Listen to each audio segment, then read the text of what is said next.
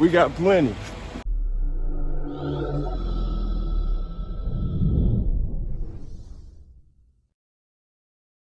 You know what's going on? It's Mad Brolic Podcast, episode 11 with new Meco. What's happening? What's happening? Hey, we gonna get straight into it, bro. Our episode's going up. It is. It is. Our episode's going up. That was unexpected. Yeah, bro. That shit was dope, bro. I ran into Tony. You talking about Yeah. dude that was talking about the shoes? Yeah, buddy. Yeah, bro. It was cool. He seemed to know everybody downtown, bro. He seemed like he probably got a presence down there where Yeah. he make his face known. Yeah, like, he what do. we trying to do? Yeah, facts. Yeah, Shout out to Tony, bro. Shout out. Yeah, man. Hopefully Yeah. we run into him again. I'll get to see him this time. Absolutely, bro. Absolutely. So, Bam, before we was rudely interrupted, where's mine? We was gonna get into talk about the speed bumps video. Oh yeah. And the story of how that played out. Mm-hmm. Bro, tell that story because like it's epic, bro. Okay. And it's all caught on camera and the video's perfect. Mm-hmm. All right, so where do I start with that? All right, I'm gonna skip past the recording process for it. The recording process was pretty easy. I recorded it first at my homie Royalty house, and he used to just have a studio set up with me over there, kicking it, smoking, watching TV, laughing. You know, he got 2 cats. I used to be over there playing with the cats and shit. But one day, I heard this beat, and it just sounded crazy. It sounded like, all right, I might need to say something on here. I don't know what I'm gonna say, but I'm gonna say something. So I just sat in front of the microphone and punched in for about 20-30 minutes straight, and speed bumps came out. Yeah, that's what came out of That's dope, that session. So that's dope. I re-recorded it one time and I didn't like it, so I kept the original. And what you hear in the video, that's the original recording. Mm-hmm. That's like, you can hear some parts of my vocals cut out on some parts, like because I'm punching in and I accidentally erased a part of a vocal. I couldn't tell. It's a part where you probably don't hear it because I know my ears hear it. Yeah. But somebody else that don't know, they really wouldn't tell. But yeah, it's parts in there where I can hear myself punching in and you know what I'm saying, starting it over. Yeah. But so the video, I recorded the song like earlier in the year, but my birthday came up like around June. Yeah. And me and my homies, we usually did like, you know, parties, block parties, things outside, bonfires. We always did little get-togethers. So this time we was like, shoot, let's throw a block party for the birthday. So they brought the idea of my homie Bill, the one that he shoot everything. So he's one of the guys that shot that video. Speed bumps, all the vintage scenes. Yeah. The VHS looking scenes. That's dope. He did all those. The night vision scenes. That was dope. So my homie Anton, he did all the other scenes, like the crisp HDR video camera looking scenes. So they collabed on that. But Bill, he had an idea like, well, shoot, let's just shoot some scenes at the block party. Yeah. I was like, B-roll. that's gonna be hard. Yeah. That's gonna be hard. Whole video down there B-roll. Slick, yeah. It's really not that many rapping scenes. But it's B-roll and then the epic part that makes me right, freaking so- excited. Oh! So look, throughout the video, you just see, you know, us having fun. Then it cuts to an incident that happened. So I'm gonna give y'all the backstory. So where we are is a neighborhood on the east side of Atlanta. It's in the neighborhood that's near like Decatur, Stone Mountain area. It's an area where me and my homies grew up. Like it's our stomping grounds. Yeah. And the house that we're out of, like we in the whole cul-de-sac of the neighborhood in the video for the block party, excuse me. Yeah. But the house that we're cooking everything out of, that everybody's sitting in the backyard of and all that, is my homie Bill, the one that shot the video. It's his mama house. And we grew up over there. Yeah. Like that's where we always hung out at. That's where we always, you know, spent the night at. Like that was our safe haven too. Yeah. So it's like being at my mom's Like, house. right, being at mom's house. Yeah, so she know we throwing a party. She there. She kicking it. She in the living room drinking with her friends. Her friends is in the living room kicking it. So we we doing some night scenes, but we also just chilling in the middle of the cul-de-sac, just kicking it. You know, having a good ass time. Playing music out the car, playing music on the big speaker. We just vibing, bro, energy, having a great ass time. Yeah. So out of nowhere, I just see a dude walk up to me with a COVID mask on, and I ain't getting nervous because I'm around family, like I'm around my people's air, and then we all very well protected out there. Like nobody nobody on no, you know what I'm saying. Tough guy shit, but No, security at yeah. an all time high. Yeah, you see in the video, I got a security guard, my partner Huff. Mm-hmm. He one of my securities, and you can see he flashed that legal Diamondback AR in that moment. He flashed the very legal registered Diamondback AR. And It's different when it's legal and I'm allowed to have it. And he allowed to do what he got to do. Right. He allowed to do everything he got to do. So, yeah, dude walk up to me with a COVID mask on. I ain't really worried, so I'm welcoming, really. I'm like, what's up, bro? What's good? He like, what's up? He was like, hey, who function this is? And I was like, oh, shit, it's mine, bro. We shooting a video, but it's my birthday, too, so we having a real block party. It really ain't even about the video. Yeah. This man looked at me dead in my eyes and said, who told you could do that over here? I was like, oh, shit. Like, I ain't gonna lie. It caught me so off guard, I couldn't even be gangsta at first. Like, at first, I laughed. I was like, me. What? I was like, me. I said I could do it over here. Yeah. And he doubled down. He was like, but you ain't, nobody authorized this. You ain't asked nobody in the hood if you could do this, whoop. I said, bro, I don't have to ask nobody if I can do it over here. I grew up over here. Yeah. And I was like, what you telling the nigga, I gotta, check in with you or something? He was like, yeah, you gotta check in. I said, man, I will never do that. Respectfully, I would never do that. So Ever. Right at this point of the conversation, that's what the camera is picking up. Yeah. So I'm telling him, he's saying like, he like saying like, all right, I'm about to leave. You good, bro? You good? And I'm saying like, I'm not good because you telling me I'm good. I'm good. And I'm good. I whisper in his ear. I said, I'm good because I'm very good, bro. Yeah. Look around. Like I said, I'm good because I'm very good. Look around. And I leaned back and he said something else. I forgot what he said, but I could hear my brother Slim in the back talking about, this nigga crazy, bro. Bro, this nigga need to get the fuck on, man. Shit gonna happen to him. But you can see in the video too. Yeah. My oldest brother, my blood brother, he's standing right next to me. People don't know who he is though. In the video, he looked mysterious, but he a nigga with some long ass locks, and he looked very serious in the video. Like he just staring at the nigga like a blank face. And we gonna put the clip in here because I want y'all to see who I'm talking about. Big Rome, that's my brother, my biological brother. That man raised me. Him and my father, they the two niggas that really raised me. Yeah. Like showed me everything. But yeah, I'm trying to tell him like, hey, bro, I'm not with all the tongue wrestling. You could have did what you did. I told him that in the video. I said, I ain't with all the tongue wrestling, man. You could have did what you did, bro. But other than that, you need to slide. Right. So my partner Biggs starting to look around. He's seeing how tense it's getting. Yeah, you can tell the energy and going to switch. Biggs know him, but he know that I don't, and I don't care. Like I don't care if you know him, big bro. Like it don't I really rock with matter. you, my dog. Me and Biggs grew up. His mama was a bus driver. I called his mama a bitch one day, and me and Biggs got in a fight. We fought probably 5 times in a matter of a week. After that, we was best friends. Yeah, that's what I was gonna say. I Best know how the story ends. Y'all fought mad times, and now y'all just cool. It's different, bro. Cool like once as you hell. fight somebody, like you have a different respect for them. Cool as hell. We got cool as hell. His little brother's still one of my good friends. He's still one of my very good friends. Shout out Biggs, bro. Shout out Biggs. That's my boy. Yeah. But I think he got the looking around in the video. You can see he looking behind. He ain't looking at the dude. He looking behind him. And what he see is what I see. I see my dog Huff. Huff standing outside the car with the AR to his chest, like staring at me, waiting on me to say like, do it. And I don't know shot calling shit, but Huff feel the same way I do. Yeah. Everybody out here, I'm responsible for because it's my event. Because I'm not even because it's my event. These my people. I'm out here. I have protection.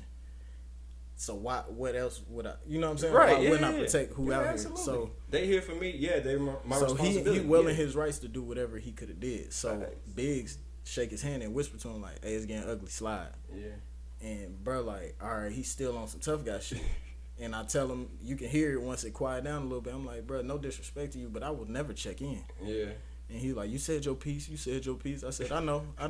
Yeah. It's okay, brother. It's okay. Keep your head up, brother. I heard when it switched because you got real, I don't want to use the word nice because that puts a weird connotation on it, but you got real respectful with your words. Yeah, you get what I'm because saying? I know- you can catch it in the video and be like, yo, respectfully, I'll never check in ever in my life. Like, you just so calm. I just told him, no disrespect, Yeah. but I will never check in because I said it like that also because I ain't touch on that. this is 2020. It's a lot of like police violence going on. Yeah. Oh yeah. It's a lot of Black Death and all that. So like Rayshard Brooks, I think it was, he got killed at a Wendy's, and they burnt the Wendy's down the night of my birthday, and that was all on the news. The whole night we was out there partying, that was on the news. So what flashed in my head, and I think it flashed in other people's head too, because they were saying that was a good way to handle it. Even my homeboys that's just like throwed off and just want to do something to somebody just for looking at them crazy, they saying the same thing. Like, it's not always good to crash. You get what I'm saying? A lot of times it makes a lot more sense financially. You know what I'm saying? From a security standpoint, just to all chill. Try to de-escalate if you can. Especially because our neighborhood was always like a safe space. Like we did everything other kids did in their neighborhood. Like, we busted windows, we smoked weed. A lot of people went on high speed chases through the neighborhood and all that type of shit. But it was ours. You get what I'm saying? It never was a point where we was scared to go outside. It never was a point where somebody in the neighborhood got murked down the street. Like, maybe in some neighborhoods down, or maybe across the tracks, or maybe somewhere where we know some folks at, but not in our neighborhood. Like, it was cool. Bro, everybody, like, it's like an active area, but it's cool at the same time. Everybody mama know everybody. Everybody, you know what I'm saying? My uncle randomly lived over there for a couple years. Like, randomly, I seen him coming out some lady house that live over there. He was knocking it down. Uncle was knocking it down. Memphis nigga. Real Memphis nigga. He was an Orange Mountain nigga, man. But I seen him walking out the house one day. I was like, Uncle Booty. That's his name. I'm like, Uncle Booty. This nigga, Nephew? Nephew, that's you? He from Memphis for real. Yeah, nah. Nephew. He like, come here, Nephew. That's hilarious. And that was crazy because I didn't live in the neighborhood. My partner Slim, who I grew up with, did music with, like, we grew up like this. Like, that's like my brother for real. He lived in that neighborhood, and I, by growing up with him, I'm always at his house. So that was damn near my house. Right. Like, to this day, I punch in their damn security code and go get the spare key. Right.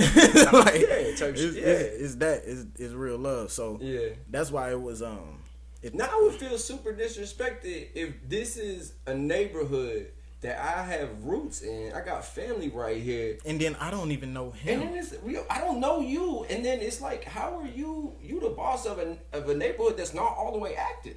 Like, you the boss of a neighborhood that nothing is going on. Chill, we chill, like, y'all chill. I gotta check in with you for what? It ain't no shootings going on over here. Right.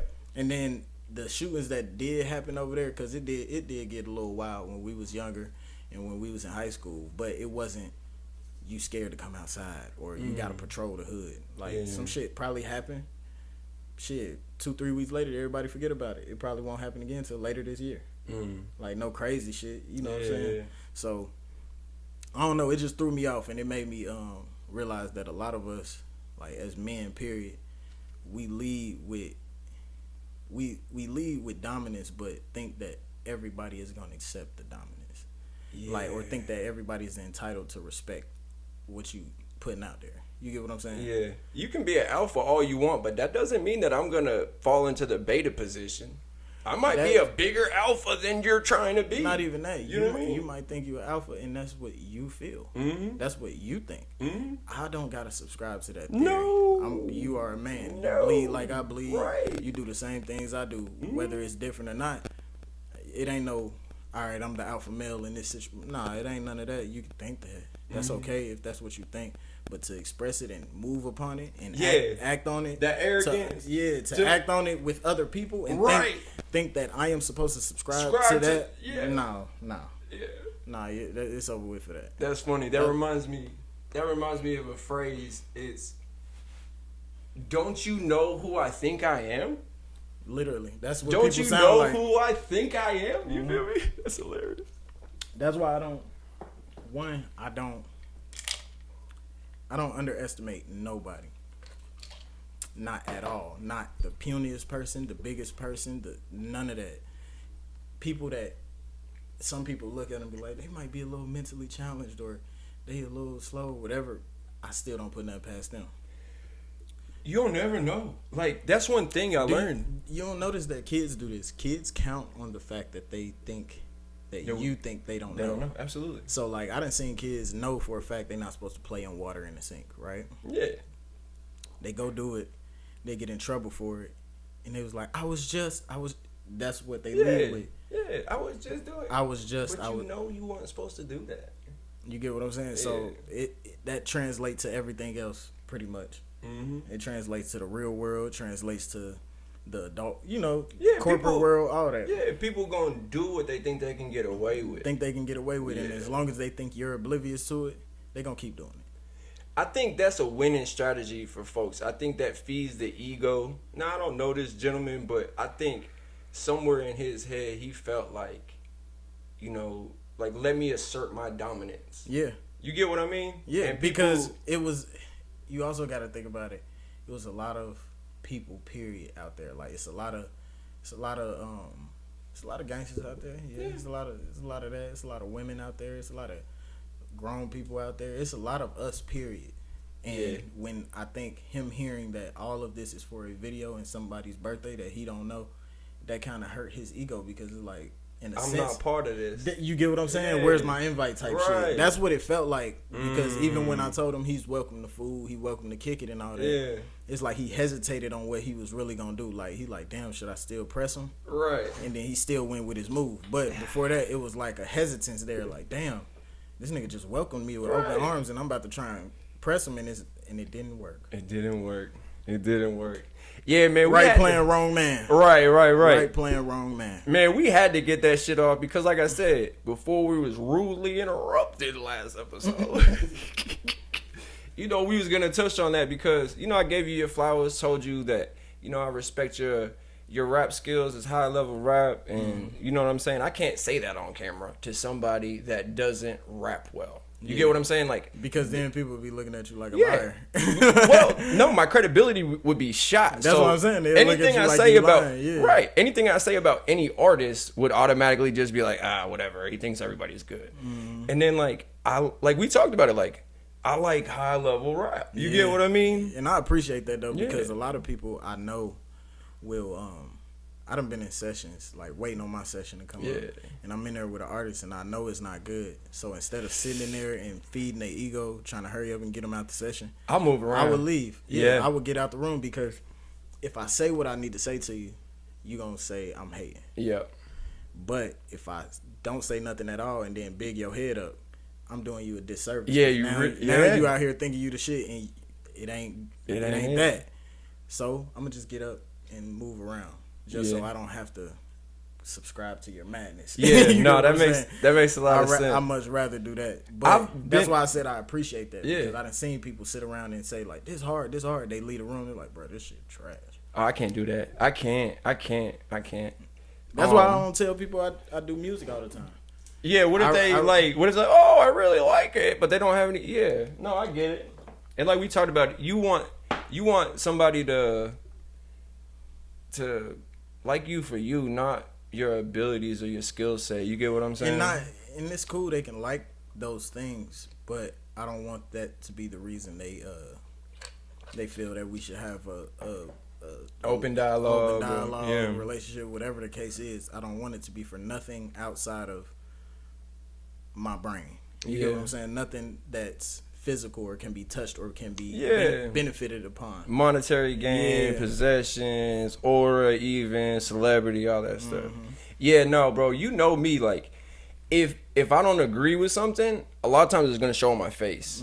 You get what I mean? Or it's like you just say it. Most times I done heard you just be like, I don't agree with that. Yeah, I don't agree with that at all. I don't think that makes sense. No. Yeah, no, but like I'll protect my peace. I'll leave. In a second, be like, nah, I'm cool on that.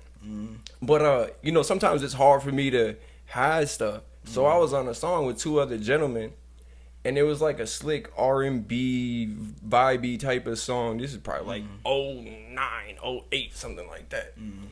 So I think I had the second verse, and Buddy after me, bro, like when he was spitting his verse, I like had to cover my face a little bit. I was like, like that secondhand embarrassment. Like he's not laying that. Like that's not the verse he's going with. Yeah, you hoping it ain't. I was like, oh, okay, all right. I just tell people I would tell girls just skip to my verse. It's right here. Go to you get what I mean? This is my verse. Go to this one. Yeah. But no, I wouldn't. I don't know. I done been approached or like people done asked me like, hey, you want to do a song or you want to work on some music, and it's not like they sound. That's the thing. I hate saying that people are trash because the reason I hate saying that, and this is very true, y'all can do y'all research on this. I can call something trash and everybody else or like 10 other people would say this shit is gold. Yeah. Like this shit is the best shit I've ever heard, or like, you know what I'm saying? Yeah. People do that. Facts. Like, yeah, shit, that's how I felt about Lil B for a long time. People thought I was crazy. I'm like, bro, this nigga is the greatest. But now they kind of see simply because I was saying that because he opened up a different lane of rap where nothing has to make sense. Nothing really has to. Nothing. It's like, just random thoughts, kind of. Random thoughts. Yeah, like any thought could be a bar type shit. You get what I'm saying? Yeah. It's about how you say it and over what beat. And delivery. You get what I'm saying? So that's why I don't say nobody's music is trash. But if I don't agree with if it's not resonating with me, I'm not gonna hop on no song. Oh, Lord, I'm not gonna promote it and be like, hey, look at this, because then I'm lying. Yeah. Like, you get what I'm saying? I'm just lying to myself. I'm saying like, hey, y'all check this out. I ain't even checked this out. I didn't even check it out. I didn't want to slap it. You get what I'm saying? Yeah. I ain't go like and subscribe and all that. Right, so I'm not about to lie to people and be like, go do this, and I ain't doing it. Facts. So that I don't know. When it comes to artistry, I be trying to be picky and not even try to open those doors because I don't want to hurt nobody's feelings. Yeah. It's rough, man. It's rough because niggas sensitive about this music, man. Fact, and everybody I'm sensitive about it. Yeah, I'm sensitive about my shit too. Facts, but that's how it is. That's why I'm selective on who I show it to. Also, absolutely. Like sometimes if I'm showing it to somebody that's just like a super critic and they find something that could be better every time, I'm not gonna show you nothing. Yeah, I'm not gonna show you nothing. Yeah, but I like to show my music so people can give me constructive criticism. Like I'm looking for that, but don't. I know I ain't trash, so don't. When I turn this shit on, don't be like, you can do this better. Like, nigga, tell me. You can just say you like it. Just say you like it. You just say you like it. That's hilarious. So, Ben, bro, let's get into this Millie's project, bro. Oh yeah. You played me some of them songs earlier too. Yeah, I listened to a couple during like earlier today, but the ones in the car, they definitely slap. Bro, so I'm gonna study how he put this album together because I've been slapping songs off this project for like 6 months, but I didn't know they was coming off of this project. I'm familiar with all the Blancos, you feel me? So if you're not familiar, Millie's is an artist out of Massachusetts. He's out of Cambridge. Cambridge is right next to Boston. So the whole 617, the whole Mass, everybody up there, everybody period fuck with Millie's. Bro, like, he got one of the best cosigns in the game. Jadakiss, bro. Jadakiss. He one of the hardest lyricists. Facts. One of the hardest. Facts. For me, it's so Rockefeller in the early Y2K was a movement. Yeah, they was going crazy. Was a movement. I feel like everybody on Rockefeller was spitting. You get what I'm saying? So I was learning all of this, like I was witnessing all of this secondhand from like my older brothers. Yeah. Because my older brother Rome was like 12 around this time. Yeah. So he's just now getting into it himself. And he the oldest. So everything he listening to, I'm like, oh, what's that? Yeah. And I'm taking it from him, listening to it, and building my own little, you know what I'm saying, playlists and things that I like to listen to. Yeah. Like I have. So you started mad young, is what you saying? Mad young. Yeah. Hella young. Especially Jadakiss. My pops was a Jadakiss fan. That's what they say. So I heard a lot of Jadakiss. When it's springtime, the old heads is playing Jadakiss outside. Hey, that might be true. Yo, like, it's a thing, bro. They say because it's true. Like, that might be true. Hey, I don't care, bro. I'm officially unk. I'm 38 years old. I don't give no fuck how you feel because I made it to this age, though. Nah, you should want to get to this age. See, look, it's broken. I ain't dead, ho. See, look, it's broken down, man. You got little niggas. A dude on Instagram broke this down, and it was broken down perfectly. Little niggas, that's like 8 to 14 or 15. Then there's young niggas, that's like from like 16-ish to like 24, 23, 24. Then from like 25 to like 30. 35. 35. That's big bro. Yeah. 35 to about 40, 45. That's unk. That's unk. I'm unk, bro. I don't care nothing about it. That's cool. That's cool being unk. That's fun.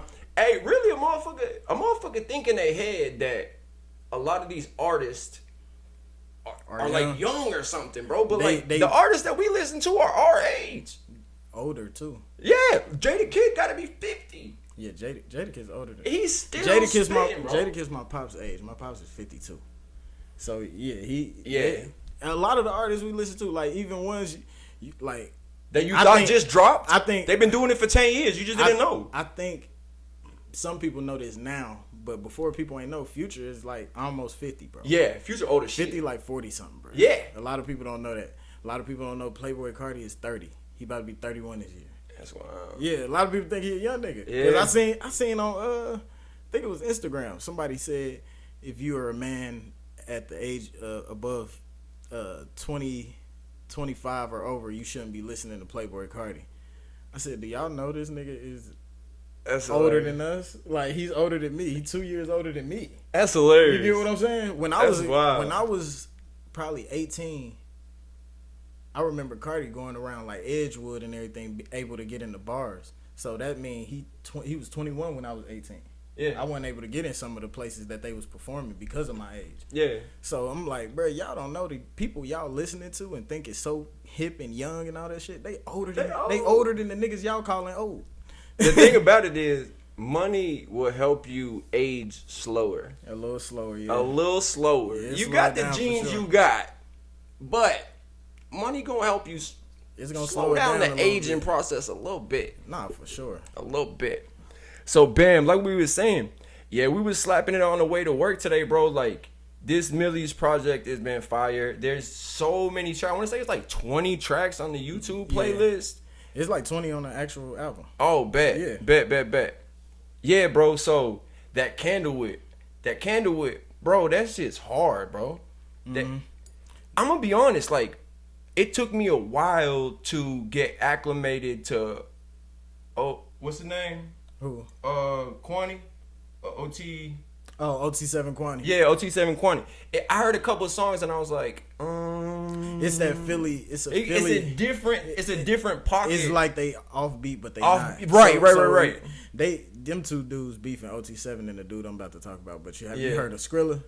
Yeah, no, my partner Tough, he put me up on all that shit and he broke it down. Yeah. And then it's like I learned this from Millie's, who we talking about right now, but you have to learn how to listen to an artist. Mm-hmm. You get what I'm saying? Yeah, because they sound is their sound for a reason. Yeah. So you got to kind of dive into their world. Yeah. Once you get into their actual like their world of like, all right, what's the theme of like certain innuendos they might say or things they might say every song. Right.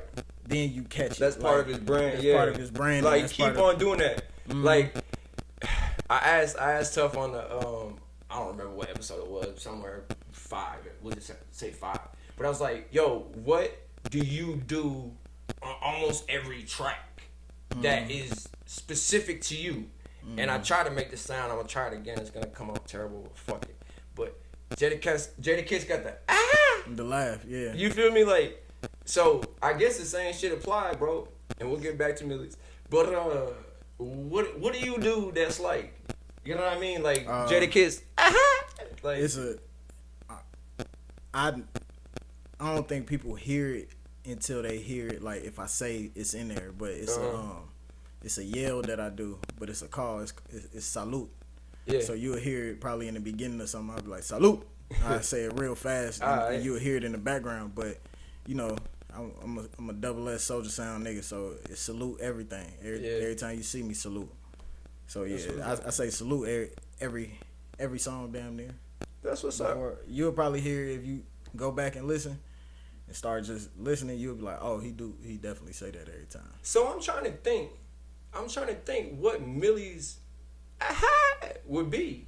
You feel me? Like I can't think. I think he just has he has a certain style and a certain pocket and stuff. You feel me? Like they got mad Millie's type beats, bro. Yeah. Like he ain't been around for like a long time. But his influence hits different, bro. Because he has a style. Like you can't cap.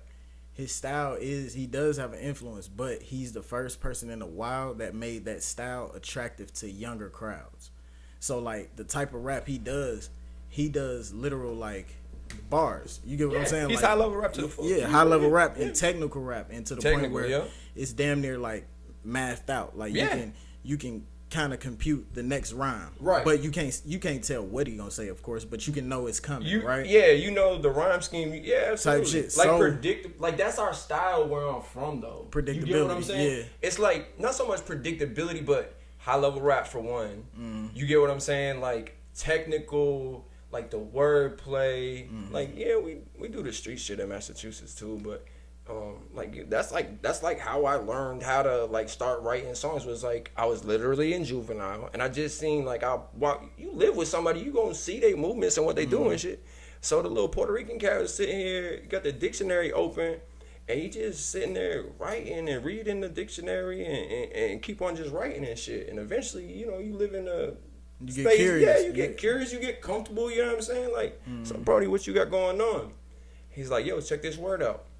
It's like a 4-syllable word. You know what I mean? And it means something that he can incorporate in a street bar. Yeah. So he'll take that 4-syllable word and end his bar with that shit. And then he'll take like 2-syllable words and end his next bar with that shit. So it's like as soon as I'm introduced and exposed to like writing music, it's at a high level. It's at a high level immediately. Yeah. You get what I'm saying? So that's how that's what I was about to say. Yeah, that's how I view music. That's how I listen to music. That's your reference point. That's my reference point. Right. So like that's what I was about to say. It might be slightly different than for how everybody do it, because when I hear it, I hear words, but I hear so it's a thing that I can't really like describe. So when I talk to people, when you hearing people tell a story, you can envision it in your head, right? Yeah, absolutely. So I can envision things in my head when people talking to me normally, like just having regular conversation, and I can envision what they're saying in my head, right? If I can't envision it, 9 times out of 10, I done found out that person was lying to me. Yeah, I'm dead ass. So yeah. I talked to my father about it. He'd say it's a gift, like a premonition. Yeah, he said it's I got the gift of sight, but it's not physical sight. I can't see it right here. It's more so in my own head. Your third eyesight. In a sense, yeah. For sure. Bet. So when it comes to music, when I listen to music, sometimes I can tell somebody that's not true. That's not real. That's not how you really feel. Or what you said, you meant something else. Yeah. Like, or you're not about the life that you're rapping about. And it could be good and bad. Yeah. So like it can be bad in the sense like you're not about what you're saying. What you said is, you know what I'm saying, you're a fluke, whatever the case. But in a different, like a good manner, I can hear like, all right, there's real pain in this man's voice. Facts. It's real, like the way he just described that, I can see it. I can damn near, you know what I'm saying? I can smell it. I can tell. Listen. The way he describing it, I can see it in my brain. Look. So we got to wrap up Amelia's and talk about all these songs because it's fire. I love this project, but we got to skip ahead because Belly Gang Cushington, bro. Oh yeah. Like when I heard his, and we're gonna go back to Millie's. Yeah. But when I heard his music, bro, like I don't know how, I fucking cried, bro. Yeah. I literally had tears come down my eyes. I fucking cried. Not like a boo-hoo cry, but like, yo, I feel, and like I'm getting goosebumps talking about this shit right now. Like I feel this music, bro. You get what I'm saying? Like I actually feel what he's saying. Like you talking about. I feel what he's talking about. I can see him scraping the bowl type shit. You get what I'm saying? Like envision it. And I can envision that shit because I know the lingo. You get what I'm saying? So you're saying this and I'm seeing it. I definitely understand what you're saying. The way he describes stuff, but Belly Gang, he one of the hardest to come out of Atlanta in a minute, in my opinion. Because for so long in Atlanta, not even for so long, but for a little minute, probably about a good 4 or 5 years, probably about 5 years, everybody been making this, you know, it's like trendy rapping. Future, Young Thuggy, kind of. Playboy Cardi. Yeah, designer. Rage rap in a sense. So it's like, it's cool. I understand that's their wave. But when people, I don't think people understand, like, people outside of Atlanta don't understand, of course. But if you grew up in Atlanta, you know that city is a player-ass city. That's full of players, money, fun. Shout out to the like A, bro. Black excellence for real, but like when you think of black excellence, it's not black excellence in just one field. It's in everything. Every field. You meet senators that are black, lawyers, politicians, police shout out to officers, mommy, shout out to firefighters. You know what I'm saying? Everybody, not you know what I'm saying. It is different races out there that own different things, but it's a very large percentage of black people that's really like living out there. You know what I'm saying? And that's how it's been for a long time out there too, though. This ain't nothing that's really new. It's been like that since like, you know, I want to say the early 90s. But I may be wrong because I ain't get to the A until I was 7, so 2003. So it's a lot that I missed, but it's a lot of history I got from older guys and OGs that I got. But he brought back a certain sound, bro, that it's not quite Jeezy, and it's not quite Jeezy, and it's not quite like. It's giving Jeezy a little bit to me. It is, but I'm saying it's not quite just that. No. That's not the only aspect that makes it so Atlanta, because Jeezy ain't from Atlanta. He did his run in the A, like he was in the A a lot, so he got a staple out there for sure. Yeah. But with Belly Gang, bro, it's a certain pureness. It's no flash. It's no like with Jeezy, you thought of money, ice, you thought of cocaine and all that. Woo. Yeah. With Belly Gang, when I think of that, bro, I think of Atlanta.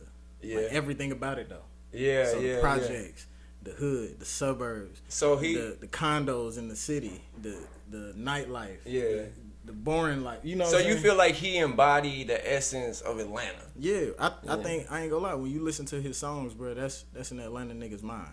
Yeah, I'm just being honest, bro. Like I like Atlanta, bro. I felt welcome when I was there.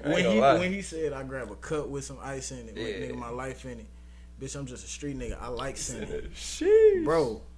I don't think nobody understands that feeling of like, it's not that I'm not evil. I'm not a bad person. I just like doing this shit because it's not even that it's easy. It's just I like this shit. It's hard to explain to people the feeling like. It's an addiction all of its own. You get what I'm saying? If you ever trapped or stole cars or scammed or anything, whatever, or even if it's just stealing. Anything dealing within the streets. Yeah. But selling drugs is different, bro, because you ain't got to do nothing at all. You ain't got to toot. You ain't got to take a pill. You ain't got to take a sip. You ain't got to do shit at all. The money come to you. It walk to you. But you going to be high off of it. You get what I'm saying? Like, pause. That money, and also people don't understand that sense of feeling needed. That's a high. Yeah. Sense of feeling, that sense of feeling like people count on you. That is a high within itself. Definitely. People. I don't think people. You provided for people in a certain way. You provide, but also the sense of feeling needed, like literally needed. Like, hey man, I need you to pull up right now, or I need to come get this. You know what I'm saying? Yeah, I would never drove off that shit. It was just, I don't know. I wasn't drove off of it, but it was the fact that and I'm gonna just be real. Every man wants the feeling of being needed in some sense. Not needed to the point where like a person can't survive if they don't have you. But you want to feel needed in a sense of like, hey, I need this to be done because he's the only one that can do it. Yeah, absolutely. You get what I'm saying? No, so that give you a sense of importance, but some people get that from other avenues. So a lot of my homies, a lot of me for a little minute, I was getting it from that avenue. That was my attention. That was my feeling of feeling needed. Yeah, it was getting fulfilled. Purpose. That was my sense of purpose at the time. Yeah. So when I hear bro rapping, like, what song is that? Which one? Who said? That's by Belly Gang. Yeah. Look that up. You Need to Leave. That one's so legendary, bro. I'm gonna break this down to you. Yeah. So go ahead. In Atlanta, and I feel like everybody probably heard the song. If you didn't, look it up. More than likely you heard it because it was on the radios for a good amount of years when it had broke. In Atlanta, it's been around for forever. The original song. You're talking about the OG song. Okay. The original song that he sampled was called Beef It Up. And it's an old Atlanta dance. It's from Scottsdale, really. So Atlanta is big, bro. So it's a bunch of sub neighborhoods around the surrounding areas. Scottsdale, one of those areas. Scottsdale, legendary. Oak Forest, legendary apartments, man. Do y'all research? Ant Money, do y'all research on them? But some guys from Scottsdale, they made the Charlie Boys. They made the dance Beef It Up. So that beat that you hear, that's the Beef It Up beat. So that's why, as far as an Atlanta song, people hear that, they hear the beef it up beat, they get going, but then they hear that nigga, you need to leave. Scraping these vegetables off of my plate, man. I'm trying to get rid of these peas. What? Yeah. That nigga That's said one of the hardest bars, bro. That nigga said. Then he said, "Alphabet thugging, man. These YNs got all kind of K's." Yeah, that's hard. I'm trying to think of the hardest bar that he said. What did he say? He said, if you ain't ever counted up 300, you can't talk to me." Yeah, he said a whole bunch of shit. He said a lot of shit. That man said a whole bunch of shit. He said, I be paying white folks to argue with the law for me. These rappers ain't as raw as me. These labels keep on calling me. I said, oh, that shit hard, bro. Said, I go pay them white people to argue with the law for me. These rappers ain't as raw as me. These labels keep on calling me. That motherfucker hard, bro. One thing I noticed, both of these gentlemen that we've been speaking about, bro, you know what I'm saying? Like, we set it up this way. I'm from Massachusetts. I'm going to be talking about Millies. We're going to touch on a couple more songs and shit. He from the A, so he going to be talking a lot about Belly Gang Cushington. But, bro, like, Belly and Millies have been on podcast tours lately, bro. I seen Millies on, like, probably 5 pods lately. I done seen Belly on... at least Adam 22 off the porch. Oh yeah, so 3 or 4, a handful for him too. Radio interviews and all. Yeah, so like this is what we're gonna do. Keep on doing this 1,000 times and then sprinkle in. You feel me? Like, you know what I mean? Like,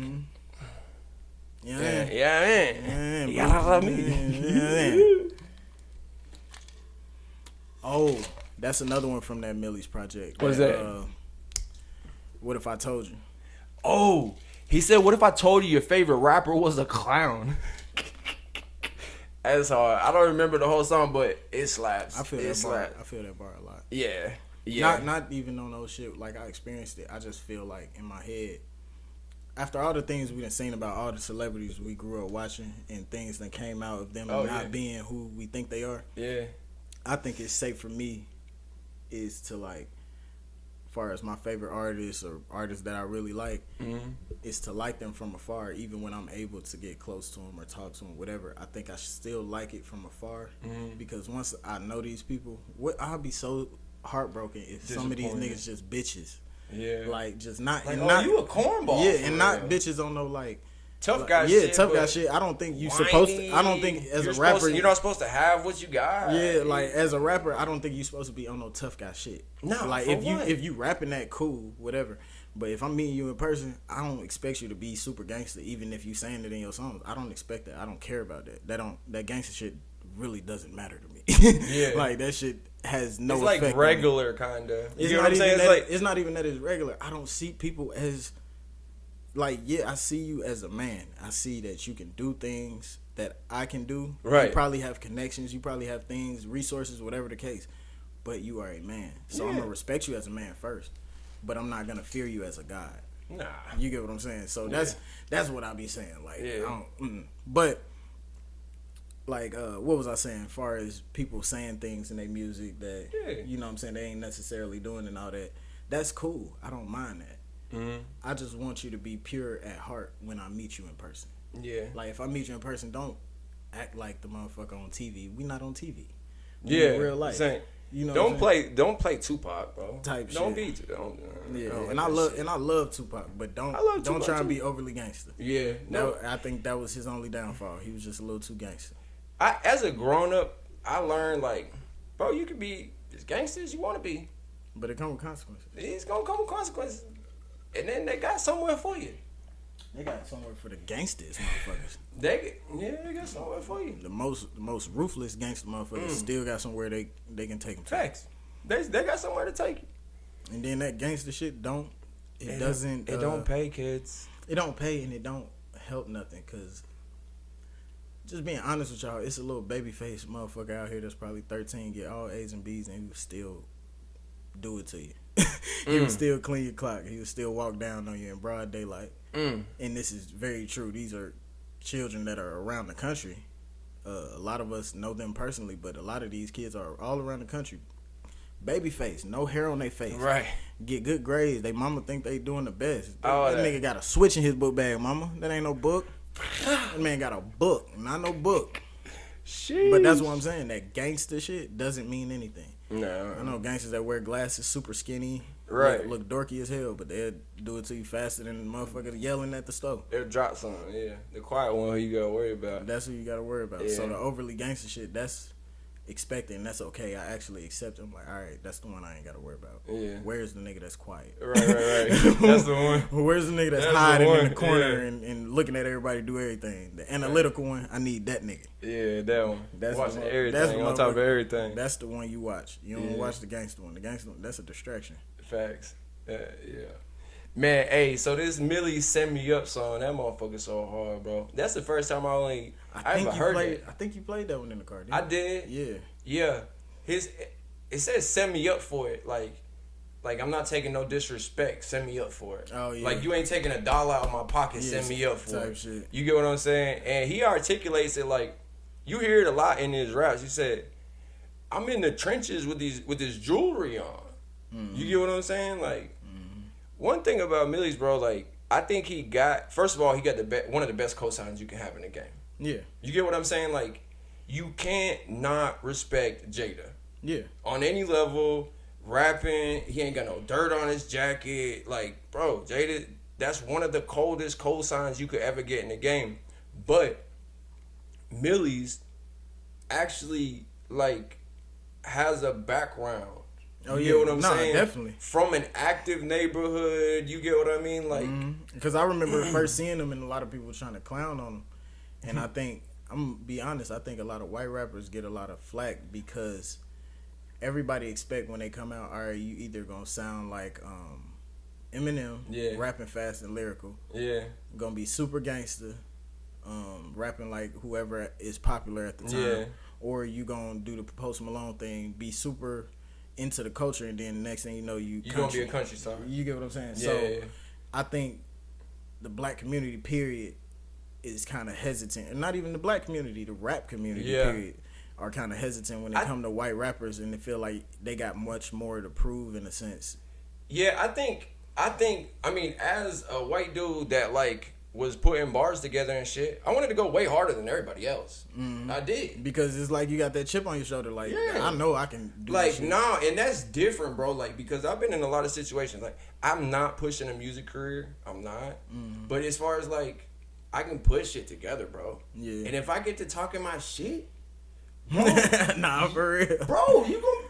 I'm telling you, once so them I'ma say words some get the shit. wrong. Yeah, I'm gonna say some shit. You can be like, "Oh, damn, buddy, hard." But it's like I'd rather do this, and let the rapper do the rapper thing, and then come on the show later. Yeah, you get what I'm saying? Nah, I feel that. So we'll just sit here and do our little ad reads and buy this product, and we're sponsored by this guy, and da da da da da. You know what I mean? Ghostwrite though, man. You can ghostwrite something. Yo, I always thought about this ghostwriting for my son.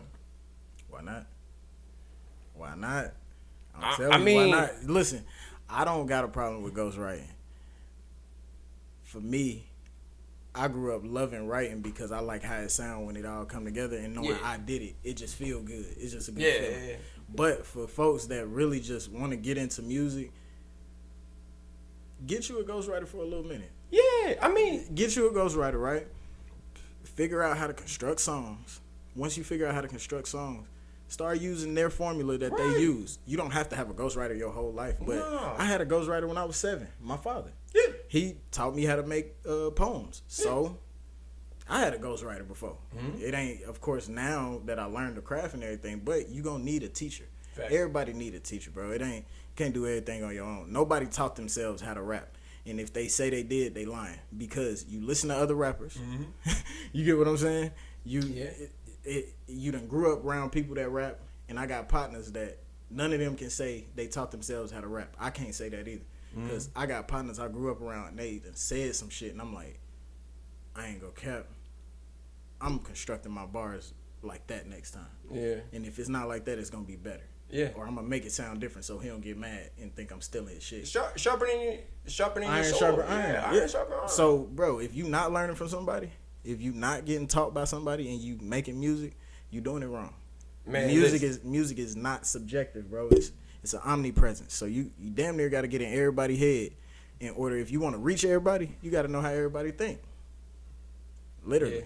So, bam, check this out. Michael Jordan had a fucking coach. That's what I'm saying. Everybody had a Brady coach. had a fucking coach. Kobe had a coach. LeBron James, coach. Jesus. Anybody that ever did anything on a sports field had a coach. Do you get what I'm saying? Jesus Christ had a coach. He did. Our Heavenly Father. Absolutely. But, you know what I'm saying? That gets to my other point. You need a coach. You need a coach. You need a coach. Everybody need one.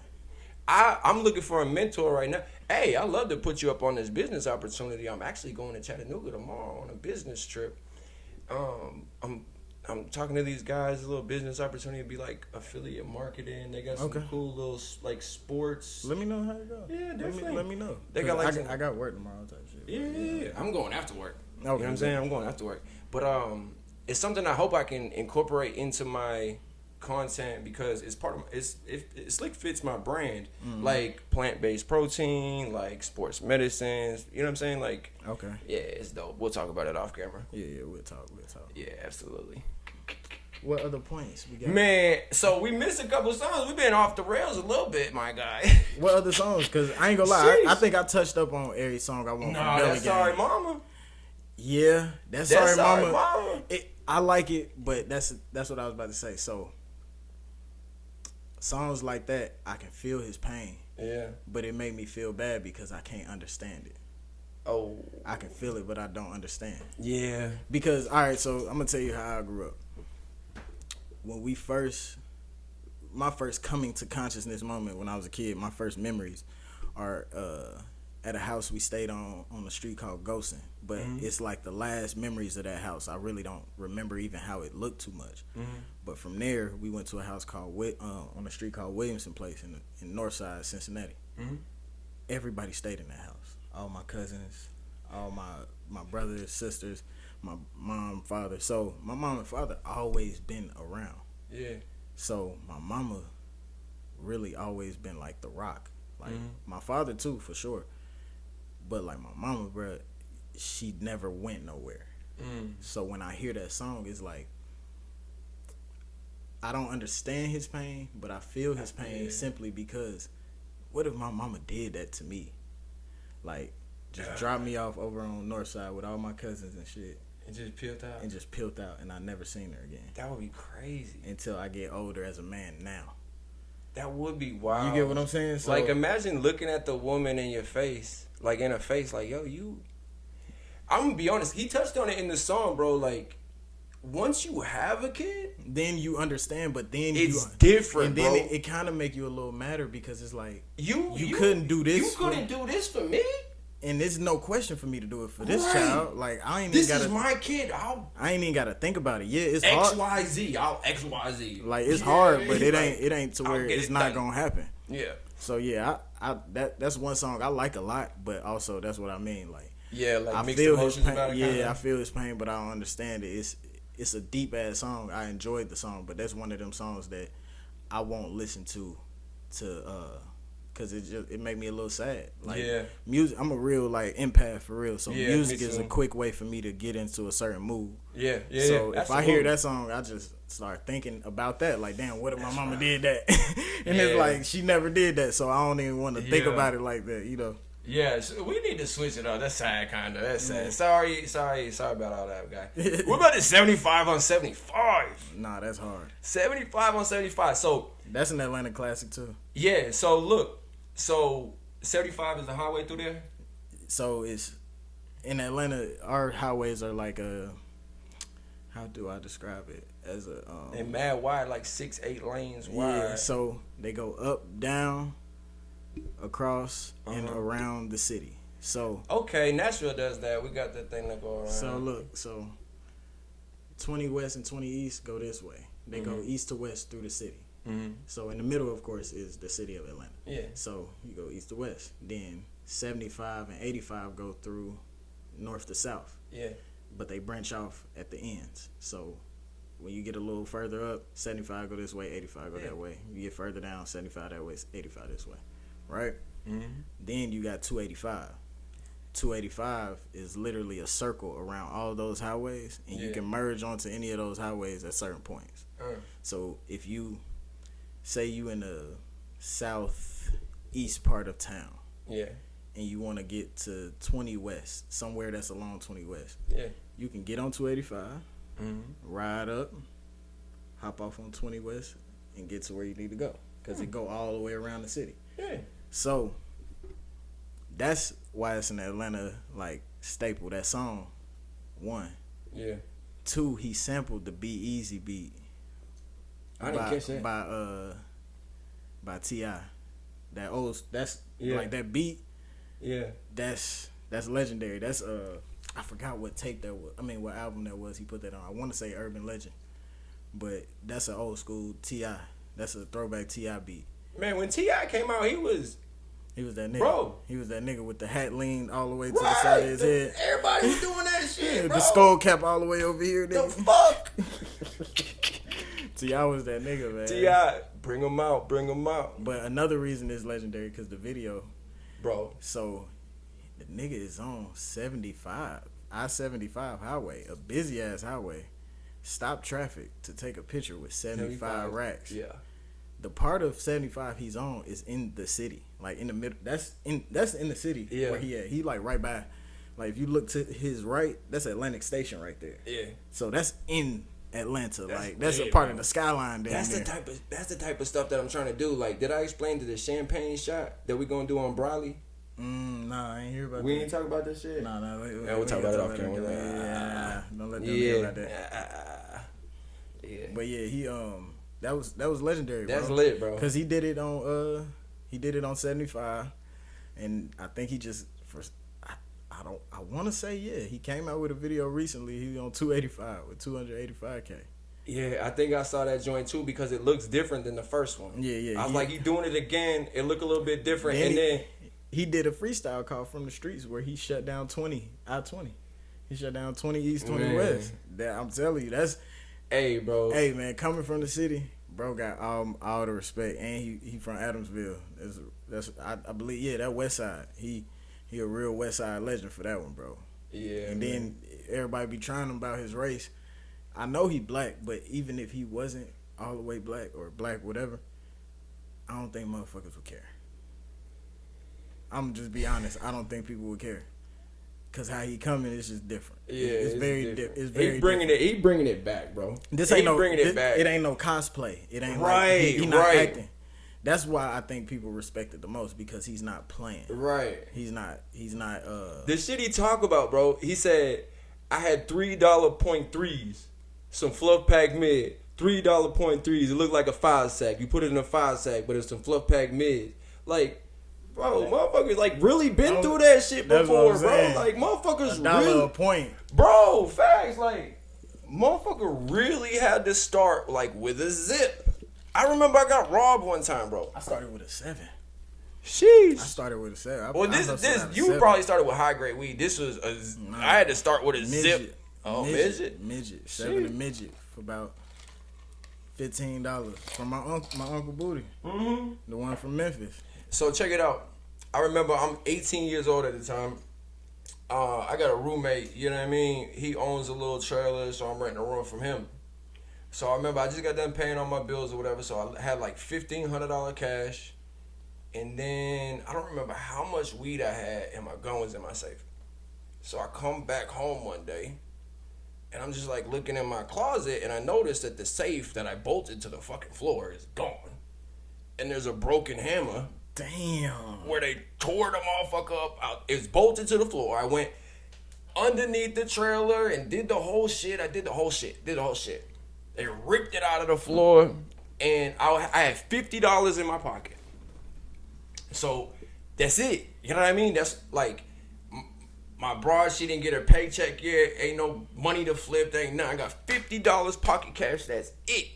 All my money's gone. All my weed's gone. My gun's gone.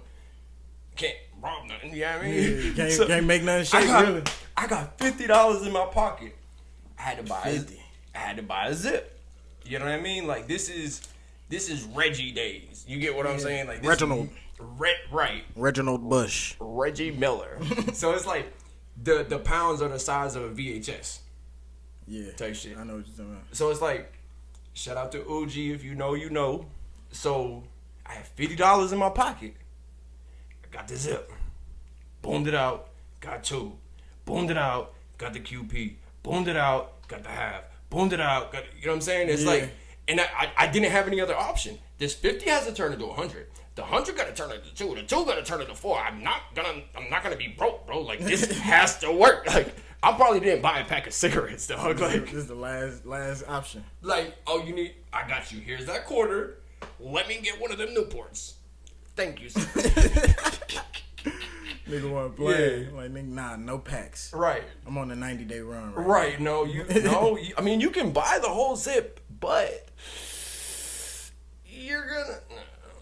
I'm moving out in like 20s and like fucking, I don't know, whatever people called for. Yeah. Yeah, whatever. But, sure.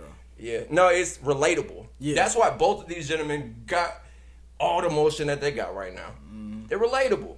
You get what I'm saying? Like, nobody's really come into the game as a white man with as much street cred as street relatability. Yeah, relatability. Yeah, relatability. Because a lot of poverty stricken places where street shit is either glorified or magnified, it's rare that you see white faces in those places, because we all know most of the marginalized or impoverished people be people of color.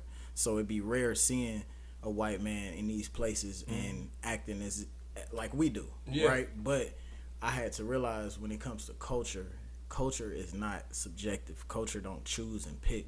Culture race or that race. Yeah, culture is pure influence. The Asian cats in my neighborhood acted the same as the Puerto Rican cats in my neighborhood, acted the same as the black kids in my neighborhood, acted the same as the white kids in my neighborhood. It's environment. You know what I mean? It's environment, because it's the same way y'all say that. It's some young black dude that grew up around mainly preppy white guys, and he act the same way too. Yeah, I just saw one today. Yeah, it's culture and it's influence and it's repetition. So if I wake up every day and this is what I see on a daily, I become a mirror of that. Absolutely. I become part of my environment, part of the people I'm around. And some people, some artists have come out, like, it's some white artists, some black artists, some any type of race that came out and been a fluke and been all cap what they're talking about and been faking everything that they talking about, and people can feel it and see it. So that's why when these type of guys like Millie's and Belly Gang, they come out, that's why I said, like, even if Belly Gang wasn't black, bro, I don't care. The shit he's saying, only certain amount of people, only a certain group of people really can hear it and hear him clearly. That's how I feel also about ESTG. I'm gonna be honest, I haven't made time to listen to his music. I've probably heard a couple songs. But the people that I respect for their taste in music, fuck with buddy. So I'm giving him homework right on the podcast. So y'all witnesses, go listen to I Ain't Feeling You. Listen to I Ain't Feeling You by ESTG, the whole album. That's what's up. Classic. That's what's up. I'm telling you, perfect gym album. No skips. No skips. I'm gonna have to check it out. No skips. Perfect gym album, bro. Gym. Okay, bet. And it's a perfect album, period. I thought you said gym. I was lost a little bit. Oh, yeah, no, it is a gym, but I'm saying, like, it's a perfect gym album, like going to the gym, working out. Yeah. Bro, perfect album.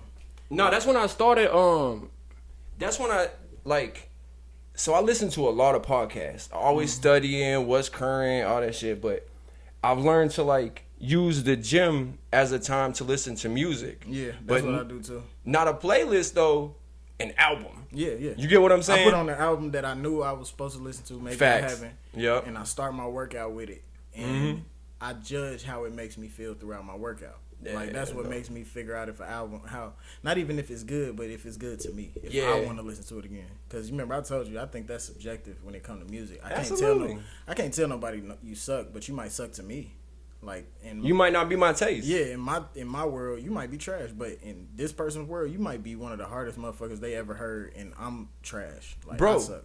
There's been artists, you know what I'm saying? Like, we ain't gonna get into who, but there's been artists where I'm like, nah, dog, this is trash. Yeah, I don't really. But the world love it.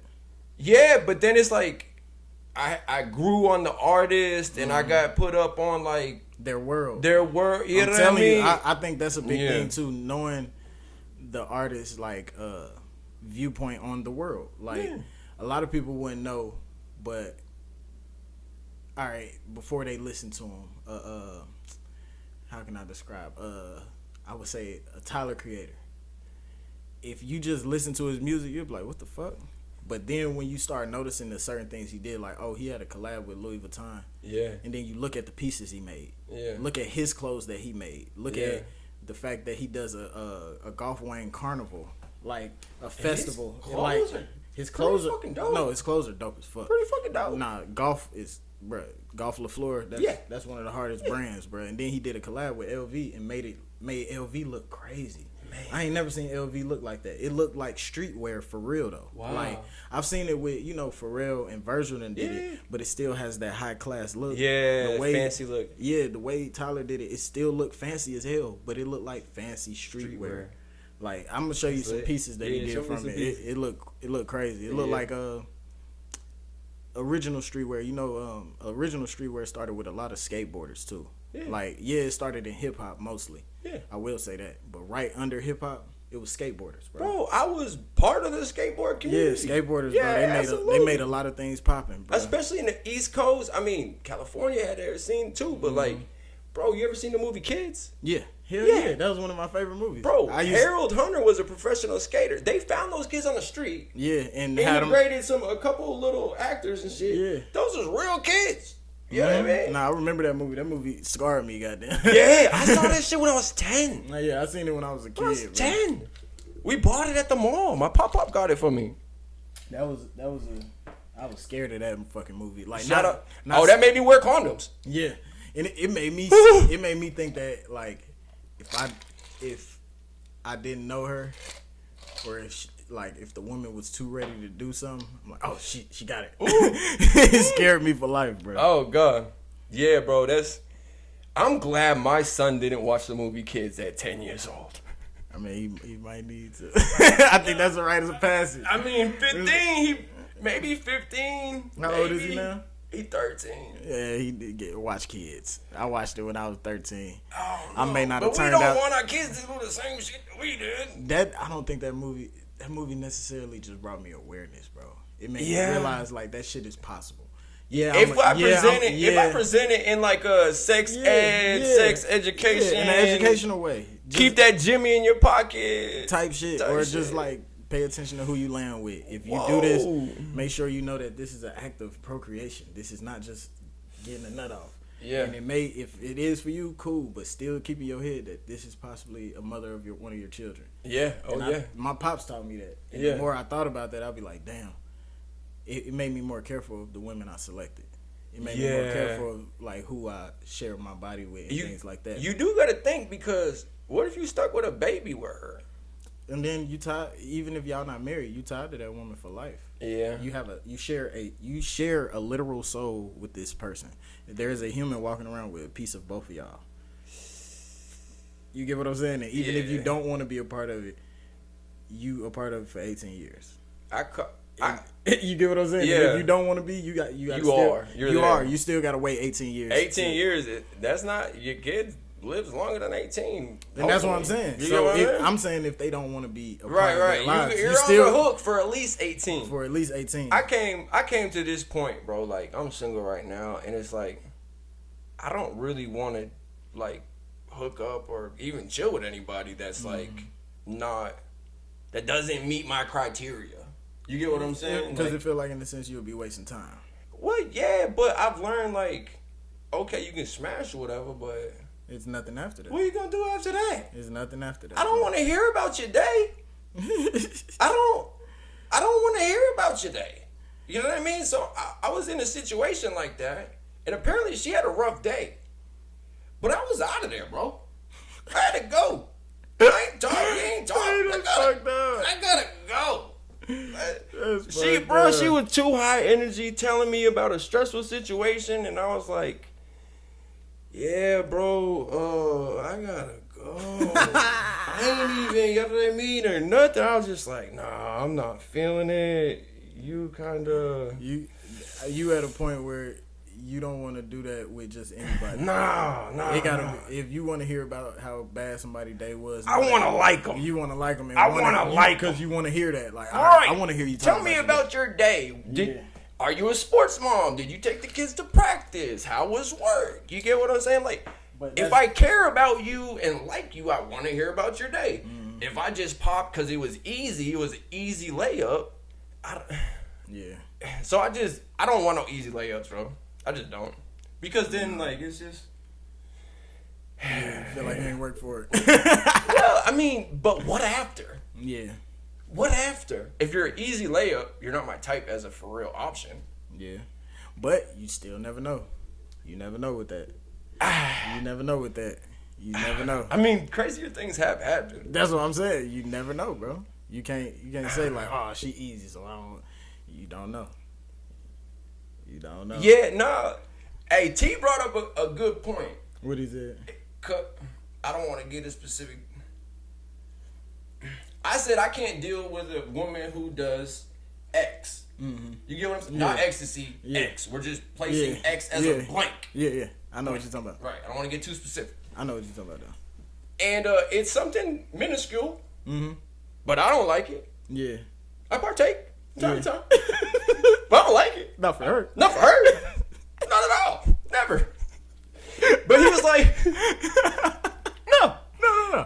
You? No. Not you. Pop. Stop. Ooh. Tisk.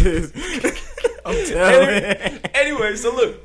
So he was like, fuck it, I don't care. It's a cigarette. I don't care. It's a cigarette. Who cares? Whatever.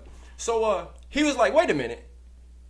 You would let a cigarette stop you from dealing with the love of your life? And I was like, I said this. I said, listen, if I walk into a girl's house and it smells like weed, I might kiss her on the forehead. If I walk in a woman's house and it smells like cigarettes, I'm leaving.